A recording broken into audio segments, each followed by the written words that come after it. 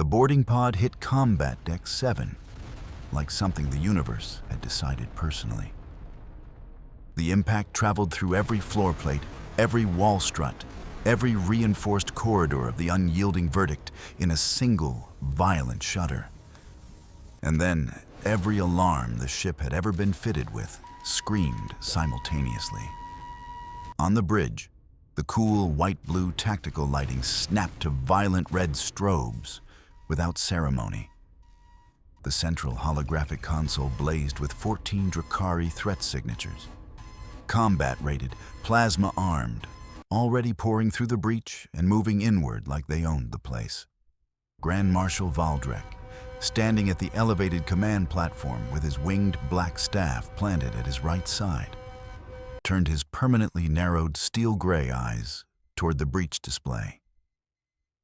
The amber gem at the crown of his staff caught the red alarm light and threw it back in small, warm pulses.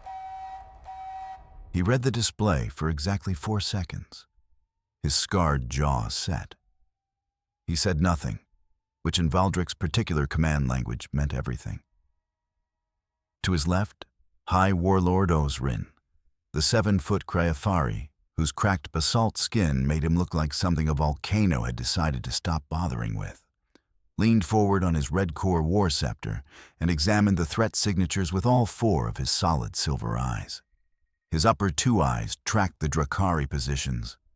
His lower 2 eyes drifted toward the back of the room, toward the one figure on the bridge who was not looking at the display. To Valdrek's right, Commander Fine stood with her blue-tipped energy baton resting across both shoulders, arms draped over it at either end, dark brown eyes moving across the tactical readout with the flat, evaluating speed of someone who has processed a great many emergencies and found most of them manageable. The scar bisecting her left eyebrow caught the strobing red light in a thin, pale line. And at the far left, Supreme Overseer Heth Var, the Dueron Overseer whose charcoal skin pulsed with slow, bioluminescent blue along his jaw and neck, and the backs of his 6-fingered hands, stood with his 3-pronged spire staff planted formally beside him. Amber, horizontal pupil eyes fixed on the breach display, with the particular expression of someone who had arrived for an inspection and found something deeply irregular. This vessel, Hethvar said, each word precise, was listed as fully secured in the inspection manifest. Valdrek did not look away from the display. It is secured. Hethvar's bioluminescent veins pulsed slightly faster. There are 14 armed Drakari soldiers inside it. Temporarily, Hethvar's staff struck the floor once, a single sharp strike that rang off the metal. His veins went from slow pulse to rapid flutter. He turned his amber horizontal eyes toward the only person in the room he had not yet addressed. Reva stood against the back wall of the bridge with her arms folded and one boot crossed over the other, a half-eaten nutrient bar held loosely in her right hand. She was watching the breach display the way someone watches rain, mildly, with no particular urgency. The scar along her jaw caught the red alarm light. Her dark eyes moved across the 14 threat signatures with a slow, methodical rhythm, counting, calculating. She took a bite of the nutrient bar. Osrin's lower 2 silver eyes had not moved from her. Valdrek turned from the display. His steel-gray gaze settled on Reva with the specific weight of a man who has made a very large number of command decisions and knows exactly what he is looking at. "Registry 9?" he said. It was not a question. "Yes, sir." She didn't straighten, didn't shift her posture, completely unhurried. "Combat deck 7. He picked up his staff, planted it again, a single deliberate motion. "No mercy. Clear it." Reva pulled the nutrient bar from her mouth. She looked at him. "Parameters?" Valdrek's steel eyes didn't blink. "I just gave them." 1 second of eye contact. Then she pocketed the nutrient bar, pushed off from the wall, and walked out. The blast doors sealed behind her with a heavy clunk. The red strobes continued their mechanical screaming. Nobody moved for a moment. Fine took her baton off her shoulders and held it in both hands at her sides. She looked at the blast door, then at the internal camera feeds that Osrin had already moved to bring up on the secondary display. Because, of course, the Krathari High Warlord had immediately found the camera feeds. His upper two silver eyes were fixed on them with an attention that had crossed from professional interest into something more personal. "Hell Zone 9, Fine said quietly, to no one in particular. "I've read the registry reports." "And?" Valdrick said. "And I've never actually seen one work. Until now." What followed on those camera feeds over the next 11 minutes would be reviewed, discussed, formally submitted as evidence in 2 separate oversight proceedings, and, in Osrin's specific case, privately requested for a copy 3 times before the week was out. It began with complete calm. Reva moved through the maintenance corridor parallel to Deck 7 in a low, unhurried crouch, her steps soundless on the metal floor, her dark eyes absolutely steady. She lifted a plasma torch from a wall toolkit bracket as she passed it without breaking stride and kept moving. No hesitation, no adjustment period. She had cataloged the corridor layout from the ship schematics on the bridge display in the approximately 6 seconds she'd spent looking at it, and she was already done thinking about it. The first Drakari soldier rounded the corner with his plasma blade raised high and his gray exo-armor catching the orange emergency light. Reva ducked under his swing with 2 inches of clearance, pressed the plasma torch to the floor plate at his feet, and welded both his armored boots directly to the metal in under 4 seconds. She was moving again before he understood what had happened. The second soldier dropped from an overhead coolant pipe. She sidestepped the landing, caught his descending arm at the wrist with both hands, and redirected every kilogram of his momentum directly into the reinforced wall.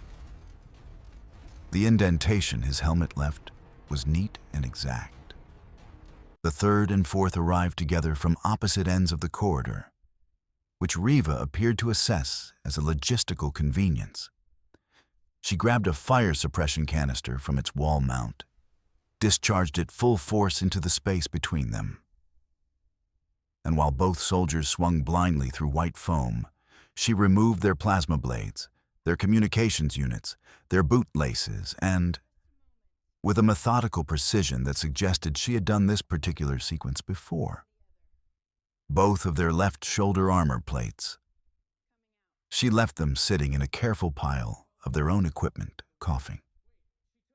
On the bridge, silence except for the alarms. Heth-Var's bioluminescent veins had gone from rapid flutter to a bright continuous pulse. His amber eyes were fixed on the camera feed with an expression that was technically alien and therefore unreadable. But his staff had tilted 4 degrees from vertical, which for Heth-Var was the equivalent of leaning forward with his mouth open. Osrin's red core war scepter had reached a 45-degree angle. All 4 of his silver eyes were on the same feed for the first time since the cameras had come up. Fine had taken 3 quiet steps closer to the secondary display without appearing to notice she'd done it. Her baton was still in both hands, but she'd stopped moving it entirely. Valdrick had not moved at all. His staff was planted. His steel eyes tracked Reva from camera to camera with the steady, deliberate attention of a man filing every detail of what he was seeing into a specific and important mental category. Then Reva found the boarding pod. The remaining 10 Drakari had regrouped inside it. Standard military staging protocol, textbook procedure, effective against virtually all conventional opponents. Reva looked at the blast door separating her from the pod for approximately 2 seconds. Then she sealed it from her side, trapping herself in the corridor with all 10 of them simultaneously, and every person on the bridge responded differently. Faye said, very quietly, "There she is."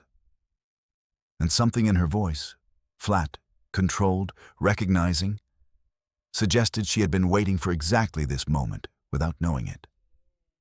Osrin made a sound. His translator offered nothing useful. His scepter reached 60 degrees. Hethvar's vein patterns went fully bright, blue light running hard along his jaw and neck. His staff struck the floor twice in rapid succession, unprecedented. "She has sealed herself in with 10... "I see it," Valdrek said. His voice had not changed register by a single degree.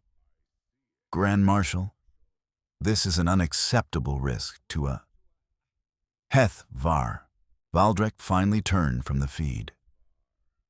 He looked at the Duran overseer with those permanently narrowed steel eyes. "Watch the feed." Hethvar watched the feed. What followed was the 11 minutes that Reva would later refer to, when asked, as standard corridor clearance.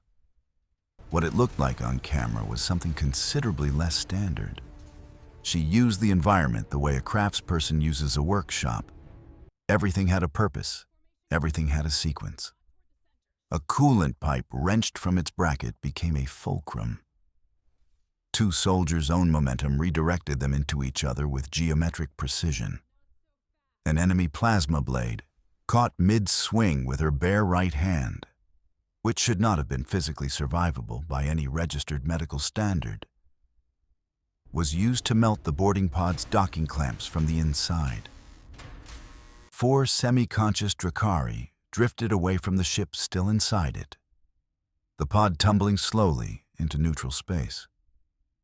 The remaining 6 soldiers, fully disarmed and bound with their own equipment straps, sat in a neat row against the corridor wall. She had arranged them by size, largest on the left. She walked back to the bridge. Her right hand was red across the palm. She had wrapped it loosely with a strip of material from somewhere. She was eating the second half of her nutrient bar. The blast door opened. 4 pairs of very different eyes turned toward her. The alarms, as if uncertain of their continued relevance, began to fade. Valdrek looked at her wrapped hand. "The blade." "Caught it. With your bare hand." The alternative was not catching it. She said it the way someone explains that 2 + 2 is 4. Simple physics. Obvious conclusion. Osrin's scepter had not returned to vertical. All 4 silver eyes were fixed on Reva with an expression his basalt face was not technically capable of producing, but which every person in the room could somehow read clearly anyway. It was the expression of a military creature recognizing something it respects at a fundamental level. Fegan exhaled through her nose, a sound that was almost a laugh, but had been controlled back before it completed itself. She looked at Reva with those flat, evaluating brown eyes and said nothing, which was its own form of assessment. Hethvar's veins were still pulsing bright. He pointed one long 6-fingered charcoal hand toward the neat bundle of items Reva had placed on the edge of the console on her way past it. 14 plasma blades, 14 communications units, 14 sets of bootlaces, 8 shoulder armor plates, and 14 identification tags, sorted on a length of Drakari bootlace, organized by serial number. "Those," he said, "are those identification tags?" "Yes. You collected enemy identification tags. I was thorough." You said. Aldrich's jaw worked once. Then it went still. He looked at the tags for a long moment, then at Reva, then at the tags again. Something moved behind his steel-gray eyes, not quickly, but definitely.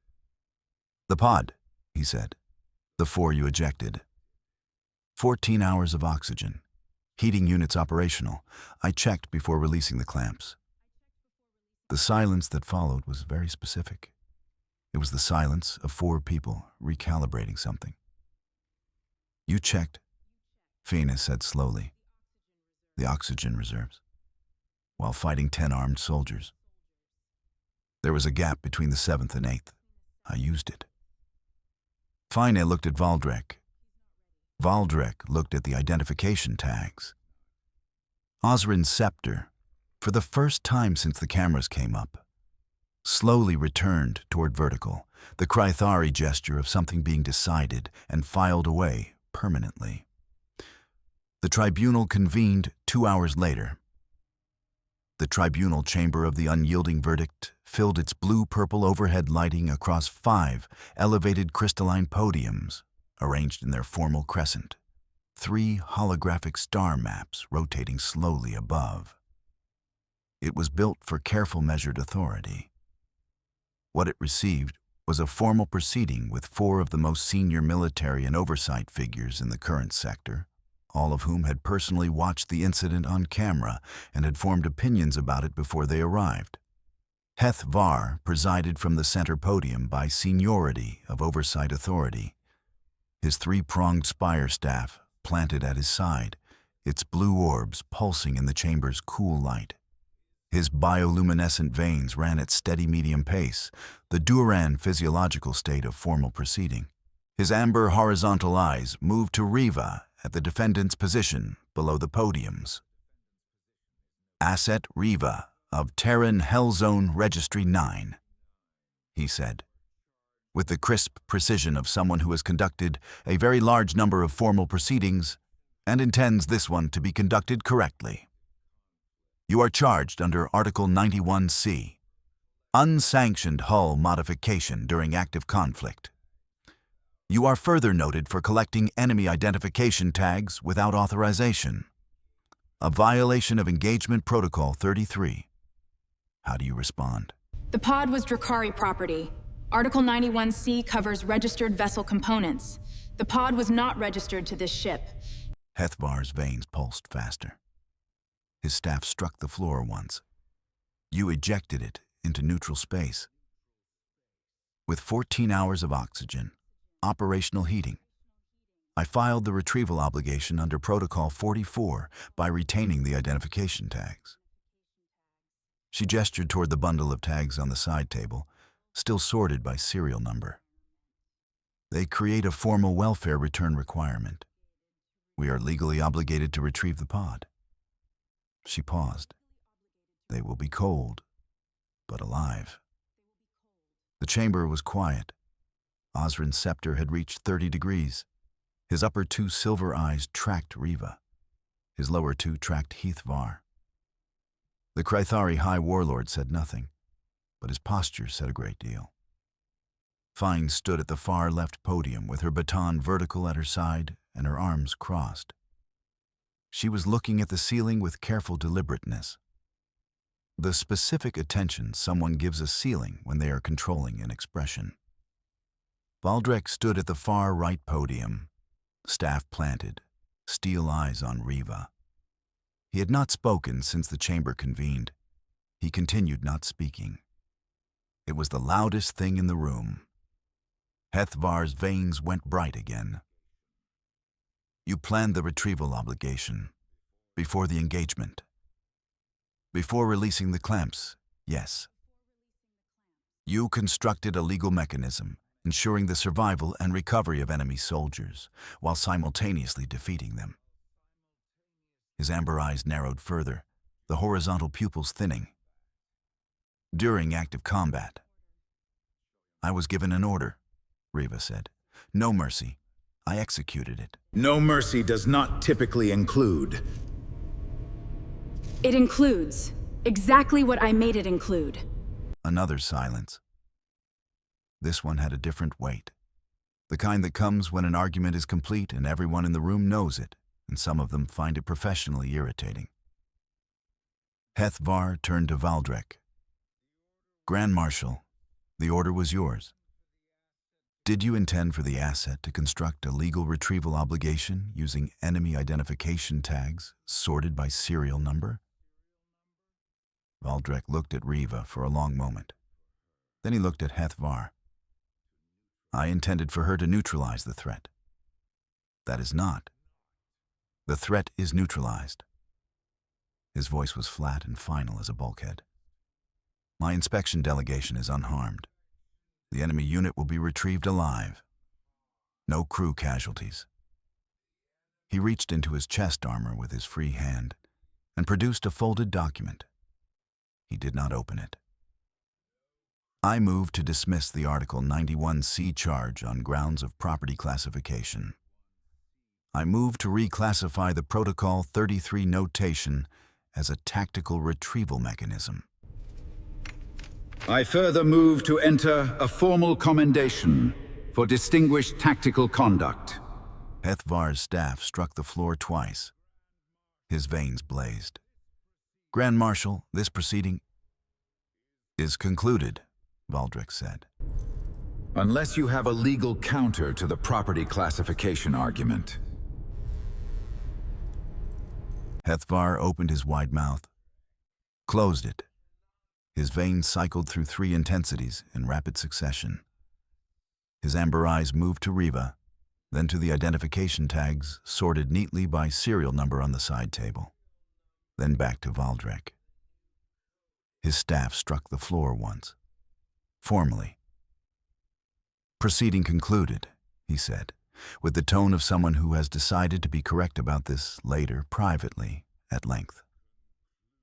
The outer corridor settled back to its steady navigation gold as the chamber doors sealed behind them. Valdrek's heavy, armored footsteps rang on the floor plates. He stopped in front of Reva and held out the folded document he had taken from his chest. She took it, opened it, read it. 2 lines under his personal seal as Grand Marshal. Distinguished tactical conduct under combat conditions.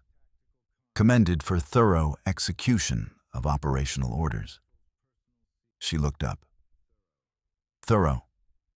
You sorted the tags by serial number, he said. On your own time, using their bootlaces as an organizational system. His steel eyes did not change. That is thorough. Osrin moved past them both. Massive, deliberate, his basalt skin gray and steady in the gold corridor light. He paused beside Reva. All 4 silver eyes looked at her for exactly 3 seconds. Then he reached out with one thick 4-fingered hand and placed it briefly on her shoulder. One single firm press. The Krythari formal gesture of warrior acknowledgement, and kept walking. He said nothing. He did not need to. Fane fell into step beside Reva as the corridor stretched ahead. She was quiet for 4 steps. Her white hair was sharp under the gold lighting, the cheek scar a thin, pale line. Hellzone 9, she said. The reports say the atmospheric pressure alone causes permanent skeletal densification by age 12. It builds useful habits. Catching plasma blades barehanded. Among others. Fine's not quite smile completed itself. Just briefly, just fully, just once. I'm going to recommend you for Enforcer evaluation, if you're interested. Reva folded the commendation back into her jacket pocket. She produced the second nutrient bar, she had been saving it, and took a bite. I'll think about it. You already decided. A pause. Yes. Behind them both, Hethvar emerged from the tribunal chamber still vibrating with formal bureaucratic energy, his blue veins running bright, his spire staff clicking on the floor with every step. He stopped when he saw the identification tags still sitting on the corridor side table where they had been moved from the chamber. He looked at them. 14 tags, sorted by serial number, organized on a length of enemy bootlace. He picked them up carefully. He would personally ensure they were returned during the retrieval operation, in the correct order. by serial number. He was, after all, thorough.